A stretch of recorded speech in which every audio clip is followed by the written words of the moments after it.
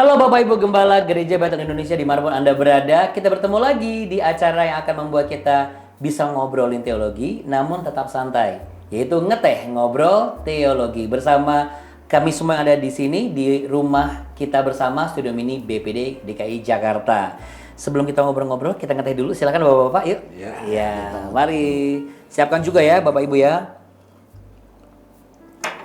Ya, di sebelah saya sudah ada Bapak Gembala GBI Double C Gregorio, yaitu Bapak Pendeta Yopi Dolu.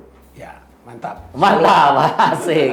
Di sebelah beliau sudah ada Bapak Pendeta Rahtomo, New Life in Christ Church, ya, Gereja New Life in Christ yang berada di Taman Modern. Taman Modern. Saya sebutkan dulu dari jabatannya dulu ya, Bapak Pendeta Bun Mintat. Anda pasti sudah kenal semua ya dengan beliau.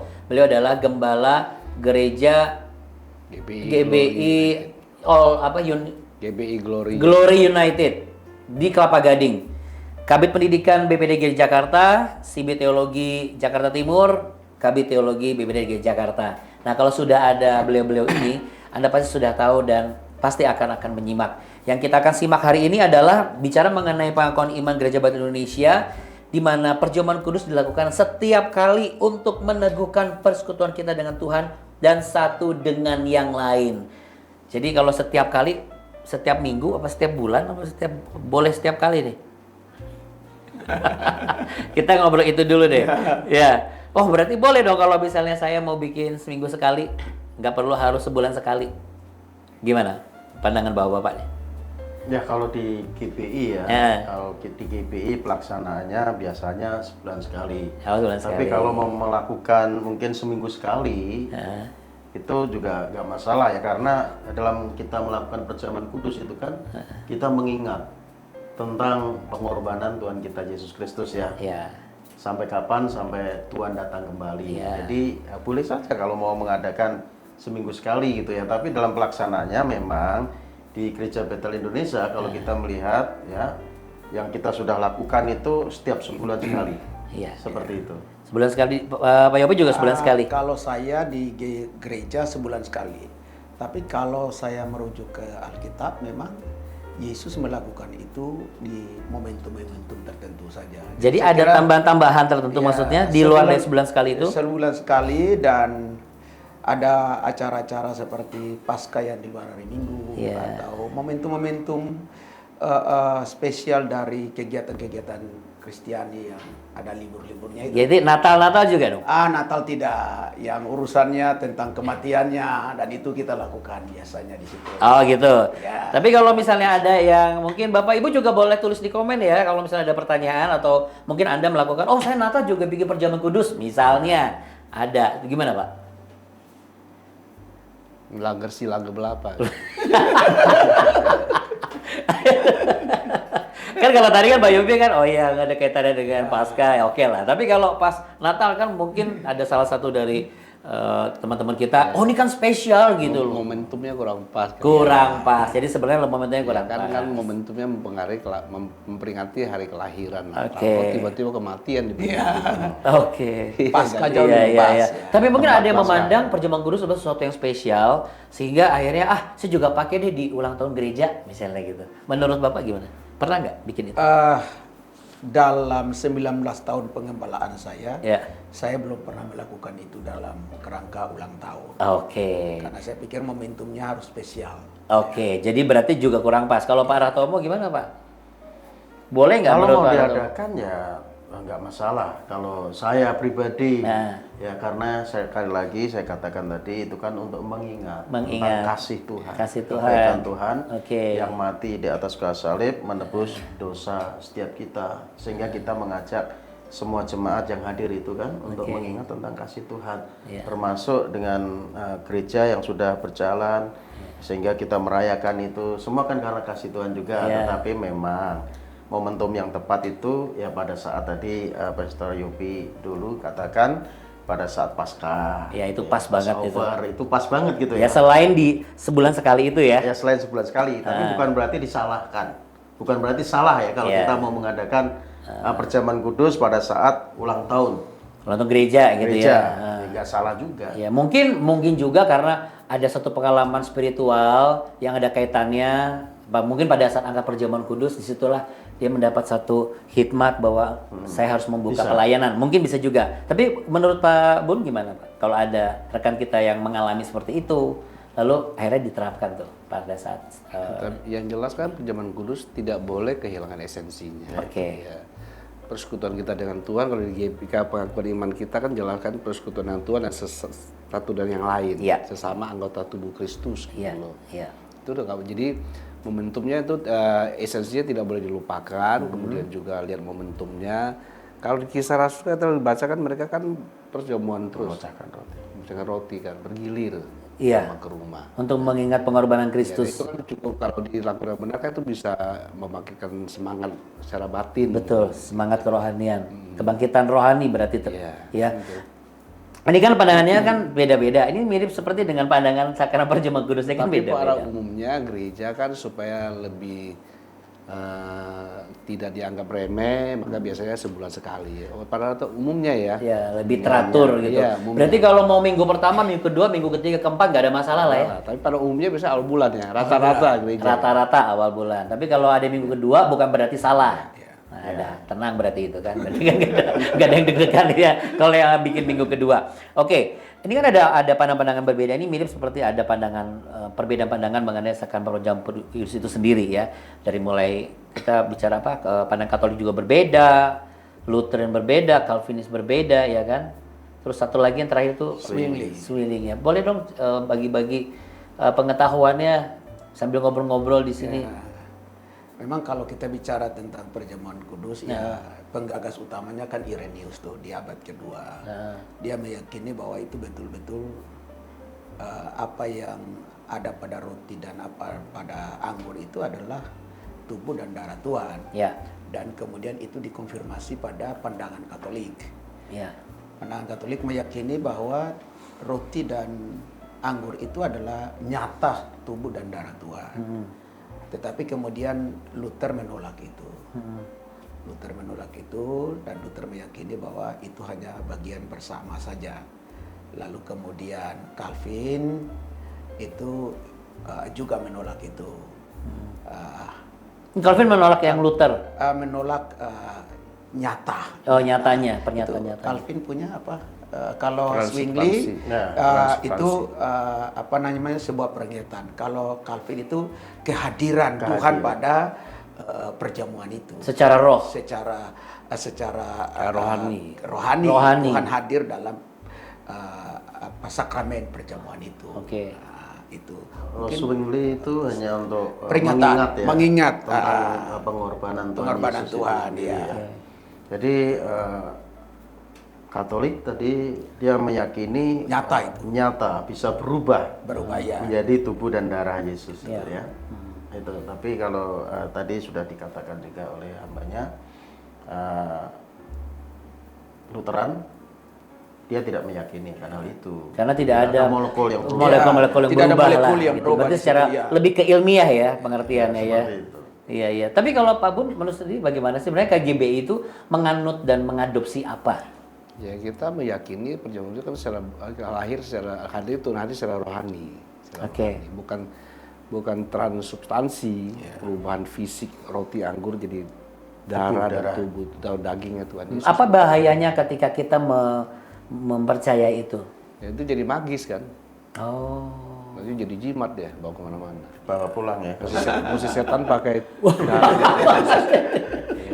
Ya. Jadi seakan lagi ya, jadi kayak apa? Ada satu alat alat perantara bahwa kalau nggak pakai gini tuh kayaknya nggak bisa gitu. Jadi kalau kita kan imannya, iman kita kepada karya Kristus itu. Iya.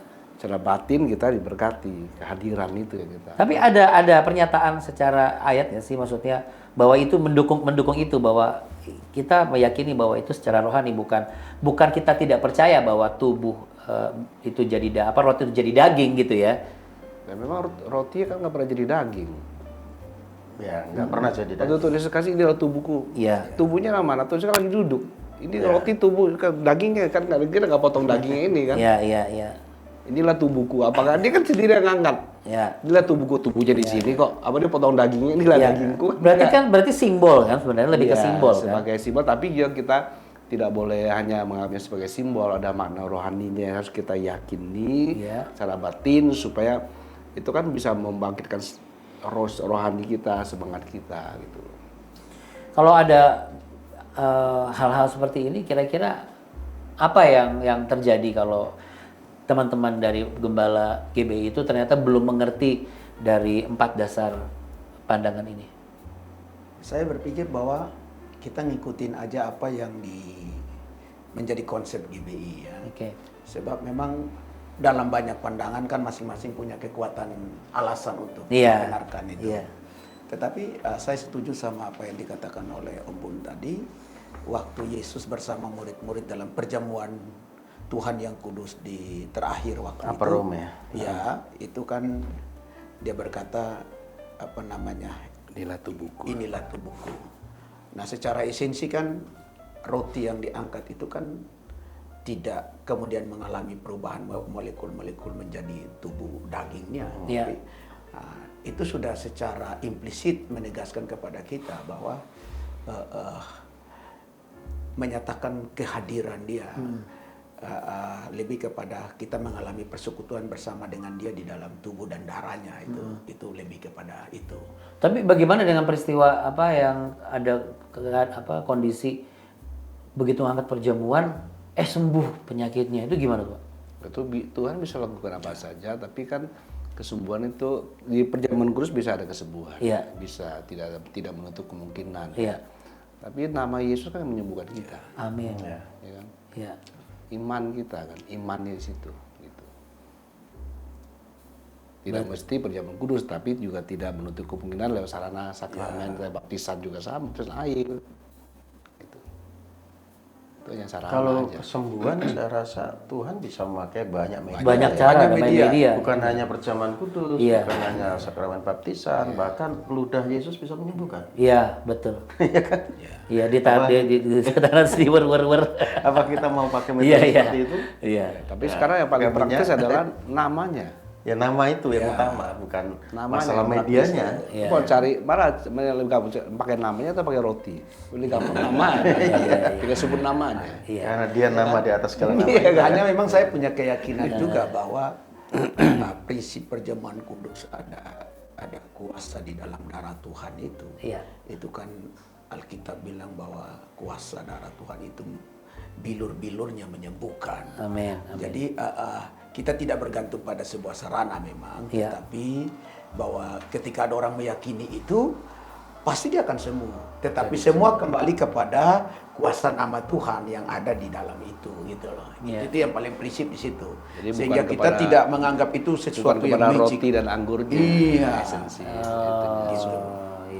Bahayanya tuh itu ya. Nanti malah jadi menganggap itu sebagai sesuatu yang gimana gitu loh. Nanti ada praktek-praktek perdukunan yang akhirnya bisa terlibat dalam masa ada perdukunan di dalam gereja, Pak? Esensi perjamuan itu. Masa sih? Ya kan ada orang bisa bawa perjamuan itu bawa pulang, sembarang-sembarang kemana-mana. Dibagikan sembarang, makan kapan saja. Lalu kemudian ketika saya punya pengalaman beberapa kali jumpa dengan orang yang bawa dari mungkin gereja mereka dan untungnya bukan dari gereja kita ya kan. Lalu kemudian ketika ditanya ini untuk ini, lalu ini untuk ini. Jadi mereka sudah menganggap itu kepada sesuatu yang sarana mempengaruhi banyak hal, merubah banyak hal.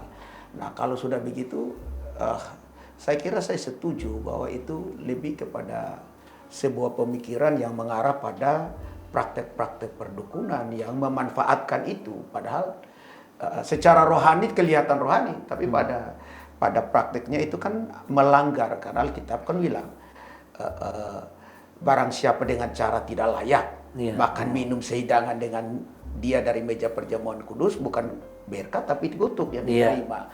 Nah, artinya bahwa konsep pelaksanaan perjamuan kudus ini juga perlu dengan cara yang tepat.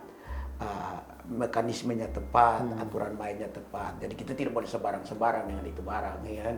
Itu kan ada hal-hal yang secara spiritual melekat kehadiran Tuhan. Namanya juga sakramen. Itu sakral banget tuh. Ada kehadiran Tuhan yang ada di situ, jadi tidak boleh sembarang-sembarang, ya kan? Saya kira dan sifatnya mengikat ya Pak? Mengikat. Setuju nggak? Mengikat artinya Ya perjanjian. Iya, sebuah perjanjian yang mengikat kita, yang mengaku tubuh dengan darah Kristus itu. Ya Tuhan katakan itu perjanjian. Perjanjian. Baru, kan? Iya kan? Yang dimeteraikan. Iya, sifatnya mengikat. Saya pernah diundang, lalu kemudian hamba Tuhan itu pakai apa? Yang yang membagikan petugas itu pakai sarung tangan gitu. Pakai sarung tangan? Iya, pakai sarung tangan kayak paskibra. Iya. Terus? Itu kira-kira boleh apa enggak? Membagi perjamuannya itu? Iya, jadi ngurusin perjamuan kudusnya itu dia pakai sarung tangan. Pakai sarung tangan nggak salah. Saya sempat nanya, kenapa pakai sarung tangan? Oh ya, karena kan ini, itu. Jangan sampai sarung tangan, hidupnya nggak kudus juga berantakan. Kalau mau pakai Bagus, pakai sarung tangan. Aduh, kalau gitu minum dulu deh. Jangan sampai tangannya yang bersih, tapi hatinya nggak bersih. Ya kan? Waduh. Lahiriah saja ya. Saya dalam beberapa gereja yang saya juga pernah ada, lihat seperti itu. Hanya saya tidak tanya. Cuma saya punya pemikiran tersendiri bahwa mungkin mereka punya pandangan seperti itu. Tapi saya setuju, jangan sampai kita melengkapi diri dengan atribut-atribut yang seolah-olah ini sesuatu yang betul-betul harus kudus dan sebagainya. Tapi kita sendiri yang nggak layak. Nah, itu kan yang paling repot. Sementara kan ini perjamuan kudus ini juga bagian dari perintah Tuhan yang tidak boleh diabaikan esensinya, kan begitu. Betul. Jadi mau pakai sarung tangan, mau pakai kaos kaki, sebenarnya nggak masalah gitu. Yang penting adalah kita juga hidupnya memang benar-benar kudus di hadapan Tuhan. Esensinya tidak boleh lupa. Tuhan sudah mati karena kita, membebaskan kita dari kutuk, dari dosa, pelanggaran. Jangan ulangi lagi yang Tuhan sudah selesaikan. Kalau Tuhan sudah membebaskan kita cemplung lagi dunia yang kotor kan. Kalau di sini buku perjanjian dasar ini kan ada dasar-dasar Alkitabiah mengenai perjamuan kudus ini, ada beberapa pengertian dari mulai deipnon, kurianon, trapeza kurio, lalu klasis to arto, dan juga eukaristia. Itu hanya istilah-istilah sebutan aja digunakan maknanya sama. Memecah-mecahkan roti, itu hanya sebutan aja. Lebih kepada istilah misalnya ini menjadi peringatan akan aku mengalami persekutuan bersama dengan dia di dalam tubuh dan darahnya. Perjamuan kudus adalah ucapan syukur kita kepada Tuhan atas pengorbanannya. Lalu kemudian secara eskatologis kan perjamuan kudus itu adalah sesuatu yang sedang menantikan pengharapan Tuhan datang kembali. Esensinya ke sana juga. Itulah yang ada yang disebut tadi Pak Andi, Pastor Andi tadi. Nah, sebelum kita selesai dan masuk ke pembahasan berikutnya, mungkin ada beberapa yang juga mengalami seperti yang saya pernah lihat juga dan bahkan saya alami, tapi saya lihat sendiri bahwa ada beberapa kejatuhan-kejatuhan di mana hamba Tuhan mereka juga melakukan perjamuan kudus. Tetapi kenapa mereka juga jatuh juga dalam case-case yang sifatnya affair, lalu kemudian sifatnya lebih ke materialis dan lain sebagainya. Itu kira-kira apa yang menyebabkan itu? Ya karena tidak mengenakan hasil karya Kristus yang real. Gitu. Hanya sekedar sebuah konsep Yesus mati membebaskan kita dari kutuk, dari dosa, ya memerdekakan kita, hanya sebuah konsep tapi tidak hidup dari realita kebenaran itu gitu. Sehingga akhirnya mengulang lagi kesalahan, mengulang lagi gitu. Jadi melakukan itu karena agamawi saja ya? Iya, jadi hanya konsep tidak itu bisa saja seorang profesor, seorang dosen, seorang pendeta. Kalau kita memahami firman Tuhan secara teoritis, tidak mengalami kuasa firman itu, tidak hidup oleh firman itu, ya sama aja. Jadi apa yang harus dilakukan sebagai seorang gembala nih? Kan Pak Yopi sudah 19 tahun. Dari ketika sudah menjadi gembala, persiapan seperti apa sih dan pemahaman seperti apa sih ketika itu dilaksanakan? Terlepas dari itu adalah bagian dari tata gereja kita. Ya, Bagi saya yang pertama itu bukan hanya sekedar ritual keagamaan atau sebuah ritual spiritual dari apa yang kita lakukan ini, tetapi yang prinsip adalah bahwa perjamuan kudus itu adalah sebuah persekutuan kita dengan tubuh dan darah Tuhan. Bagaimana dia lakukan itu di kayu salib. Nah, ini betul-betul harus kita maknai dari hidup kita. Sehingga kita tidak hanya sampai pada sebuah pelaksanaan, katakanlah saya yang melakukannya dan jemaat yang menerima itu dan ikut ambil bagian, tapi sama-sama ada pada sebuah konsep pengertian yang sama-sama ada pada satu keyakinan iman yang sama, bahwa betul-betul mengalami Tuhan di dalam tubuh dan darahnya. Dia mati di kayu salib itu, serahkan tubuh dan darahnya, itu kan tebus dosa kita. Itu dulu, kalau dia paham sampai di situ, maka kemudian dia tidak akan kembali lagi. Karena kalau kita kembali, maka kita menghinakan, ya, dalam konsep kita menghinakan pengorbanan Yesus di kayu salib, tetapi juga menghinakan apa yang sedang kita lakukan sebagai peringatan akan kematian Tuhan itu. Jadi kita betul-betul harus mempersiapkan diri untuk itu, entah didahului dengan doa dan mempersiapkan hidup kita supaya benar-benar dilayakkan Tuhan lah. Pakai puasa gitu nggak? Oh, saya tidak sampai sejauh itu sih, karena saya meyakini bahwa kuasa darah Tuhan yang ada di kayu salib kan sudah lebih daripada cukup. Kan ada yang puasa seminggu dulu, Pak. Oh ya, bisa saja. Tapi ya ini ada enggak? Ini kita bukan menertawakan, enggak, cuma benar ini satu unik. Puasa seminggu sebelum perjamuan kudus. Iya, perjamuan kudus ada seminggu. Kalau ada yang hamba Tuhan yang punya keyakinan seperti itu, terus yang dimasalah, terus yang dipuasain apain? Pikirannya nggak berapa? Lo yang nggak tahu nih, makanya. Hanya dengan obrolan ini jadi bisa lebih. Esensi dari puasa untuk itu kan juga kan harus perlu dipikirkan. Kalau dia puasanya merenungkan bagaimana Tuhan mati karena dia, untuk dia. Kan kalau kita bilang persekutuan darah, koinonia, ambil bagian dalam kematiannya, ambil bagian dalam kematian. Kita satu dengan dia dalam kematian dan kebangkitannya gitu. Itu koinonia itu kan ambil bagian. Persekutuan itu artinya sharing together atau ambil bagian gitu. Nah, istilah tadi Om Yopi sudah sebut ambil bagian itu kan. Jadi esensinya di situ. Kalau tubuh dan darahnya kan memperingati kematiannya kan. Kesatuan kita dengan dia dalam kematian. Manusia lama sudah disalibkan, kuasa dosa dihancurkan. Gitu. Berarti kalau mau puasa sebenarnya di dalam puasanya itu bukan cuma nahan lapar dan haus aja ya, tapi sambil merenungkan dan ada pembacaan Alkitab barangkali dan juga ada pembahasan gitu ya. Harusnya jadi nggak cuma sekedar nggak makan nggak minum ya. Kalau gitu mah diet ya. Jangan sampai setelah puasa perjamuan makannya banyak selesai. Bukan makannya, bukan masalah makan. Setelah puasa merenungkan bagus, setelah makan perjamuan, hidup lagi tidak seperti dalam realita. Itu bahaya. Jadi kayaknya hidup kudusnya cuma seminggu itu. Bener banget lurus karena ini perjamuan kudus, habis itu ngaco lagi. Konsisten nggak masalah. Oke. Tapi Pak Hartomo, sebelum kita tutup nih, pengalaman pribadi Anda ketika Anda kan sebelumnya belum terima Kristus. Lalu apa perasaan Pak Hartomo ketika pertama kali dapat perjamuan kudus dari seseorang yang belum percaya Yesus dan menjadi percaya Yesus? Perasaannya tuh apa sih sebenarnya?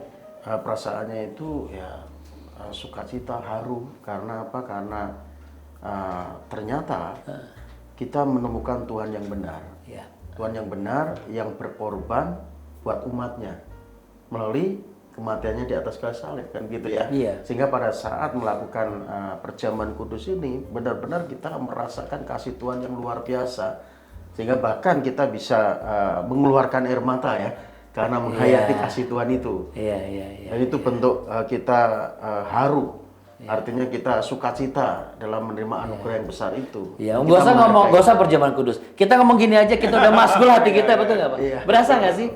Sampai agak guspa-guspa masgul gitu. Masgul itu artinya sesuatu yang menyentuh. Nah, semoga pembicaraan ini akan membuat Bapak Ibu, para gembala GBI, khususnya di mana Anda berada ini, kembali lagi ke esensi sebenarnya sakrament perjamuan kudus. Ya, mungkin kita sering ya dengar apa gitu kan, tahulah itu pengorbanan Kristus, tapi keperasaan itu tadi, rasa itu tadi. Justru sebelumnya ya, dulu ya kita sebelum mengenal Yesus itu kan kita mengolok-olok, masa Tuhan dikebuki, masa Tuhan mati, masa Tuhan disiksa, kan begitu ya. Tapi setelah mengenal, ternyata apa yang dilakukan Tuhan Yesus itu sesuatu yang sangat bernilai, sesuatu yang sangat berharga, sesuatu yang sangat mahal yang manusia nggak bisa lakukan. Hanya Tuhan yang bisa melakukan. Itu. Tapi kadang-kadang kan manusia suka berpikir, saya kan dikasih free will, boleh juga melakukan apa yang bisa saya lakukan. Apalagi sudah jadi gembala, betul nggak Pak? Apalagi kalau misalnya ada yang minta perjamuan kudus atau minta apa. Tapi kita ngobrol itu setelah ini. Jadi kita sekarang sudahi dulu, karena nanti baru kita akan dengar statement dari Pak Bon Bintat ya. Semua pasti sudah kangen semuanya.